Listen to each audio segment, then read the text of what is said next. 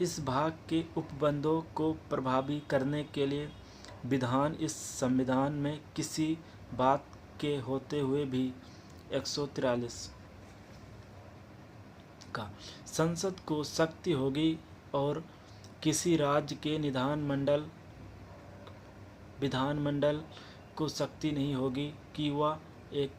जिन विषयों के लिए अनुच्छेद 16 के खंड 3, अनुच्छेद 32 के खंड 3, अनुच्छेद 33 और अनुच्छेद 34 के अधीन संसद विधि द्वारा उपबंध कर सकेगी, उनमें से किसी के लिए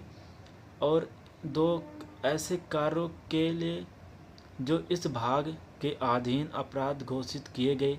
दंड विवाहित करने के लिए विधि बनाए, और संसद इस संविधान के प्रारंभ के पश्चात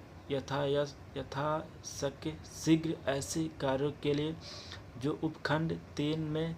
निर्दिष्ट है दंड विहित करने के लिए विधि बनाएगी। खा खंड का के उपखंड 1 में निर्दिष्ट विषयों में से किसी से संबंधित इस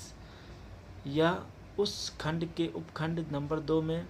निर्दिष्ट किसी कार्य के लिए दंड का उपबंध करने वाली कोई प्रवृत्त विधि जो भारत के राज्य क्षेत्र में इस संविधान के प्रारंभ से ठीक पहले प्रवृत्त थी, उसके निबंधों के